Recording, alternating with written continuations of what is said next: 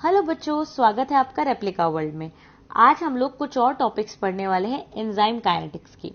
इससे पहले भी कुछ लेक्चर्स अपलोड हो चुके हैं एंजाइम काइनेटिक्स पर।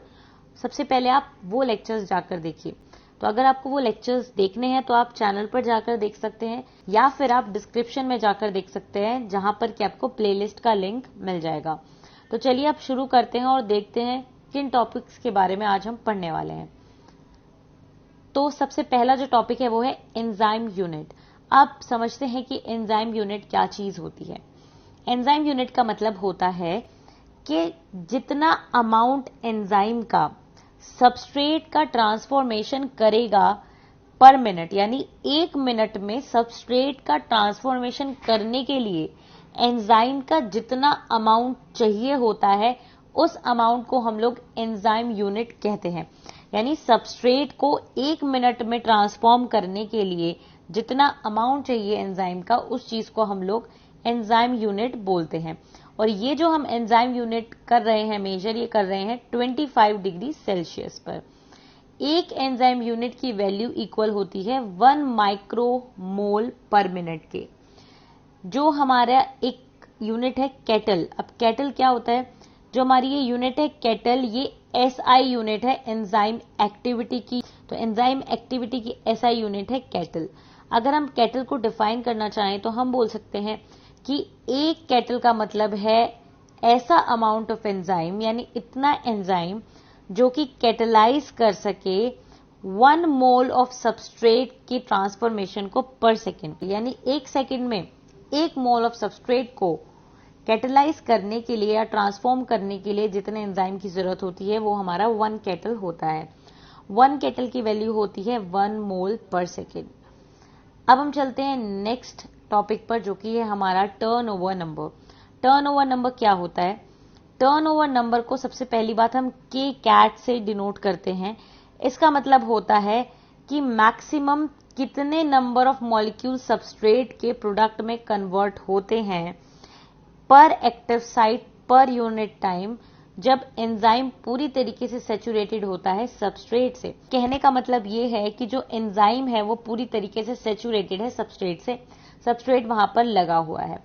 अब इस कंडीशन में जितने मैक्सिमम सबस्ट्रेट के मॉलिक्यूल्स प्रोडक्ट में चेंज होते हैं, ठीक है, पर active site per unit time, यानी कि स्पेसिफिक एक्टिव साइट पर मैक्सिमम जितने सबस्ट्रेट के मॉलिक्यूल्स प्रोडक्ट में चेंज होते हैं पर यूनिट टाइम, या तो पर सेकेंड या पर मिनट, दोनों में से कुछ भी हो सकता है, तो उसको हम लोग बोलते हैं टर्नओवर नंबर। टर्नओवर नंबर का फॉर्मूला होता है K cat is equals to V max upon ET, जहां पर के कैट तो हमारा टर्नओवर नंबर ही है, वी मैक्स हमारा मैक्सिमम रेट है रिएक्शन का, और ईटी हमारा टोटल एंजाइम कॉन्सेंट्रेशन है। ठीक है बच्चों, टोटल एंजाइम कॉन्सेंट्रेशन का मतलब है एक तो वो एंजाइम जो कि सबस्ट्रेट से बाउंड है और दूसरा जो फ्री है, इन दोनों को मिलाकर हमारा टोटल एंजाइम कॉन्सेंट्रेशन होता है। टोटल एंजाइम कॉन्सेंट्रेशन को हम डिनोट करते हैं ईटी से। अब हम चलते हैं नेक्स्ट टॉपिक पर, जो कि है हमारा स्पेसिफिक एक्टिविटी। अब स्पेसिफिक एक्टिविटी क्या होता है? स्पेसिफिक एंजाइम एक्टिविटी, या सिंपली जिसको हम स्पेसिफिक एक्टिविटी बोलते हैं, ये क्या है? ये नंबर ऑफ एंजाइम यूनिट्स हैं पर ml divided by the concentration of protein in the mg पर ml। मतलब ये कितने हैं? ये नंबर ऑफ एंजाइम है जो कि पर ml हम देख रहे हैं। नंबर ऑफ एंजाइम पर ml को हमें डिवाइड कर देना है कॉन्सेंट्रेशन ऑफ प्रोटीन से, तो जो हमारा आएगा वो स्पेसिफिक एक्टिविटी होगा। स्पेसिफिक एक्टिविटी की जो वैल्यूज हैं उनको हम कैसे कोट करते हैं, यानी उनकी यूनिट क्या होती है? यूनिट्स पर mg, नैनोमोल पर मिनट पर mg। ठीक है, इस तरीके से हमारी इसकी यूनिट्स होती हैं। तो ये बात हुई हमारी स्पेसिफिक एक्टिविटी की। अब हम बात करते हैं एक और इम्पोर्टेंट टॉपिक की, Km। Km हम ऑलरेडी डिस्कस कर चुके हैं कि Km सबस्ट्रेट का ऐसा कॉन्सेंट्रेशन होता है जिस पर हमारी रिएक्शन की वेलोसिटी मैक्सिमम के हाफ होती है, यानी Vmax by 2 होती है। तो यहां पर भी वही चीज है कि Km is the concentration of substrate which permits the enzyme to achieve half Vmax, यानी मैक्सिमम वेलोसिटी के हाफ वेलोसिटी जिस सबस्ट्रेट कॉन्सेंट्रेशन पर हो जाएगी, उस सबस्ट्रेट कॉन्सेंट्रेशन को हम Km बोलेंगे, और Km को हम लोग माइकलिस कांस्टेंट भी बोलते हैं। अगर किसी एंजाइम का Km हाई होगा, ठीक है, अगर किसी एंजाइम का Km हाई होगा तो सबस्ट्रेट की तरफ उसकी एफिनिटी लो होगी।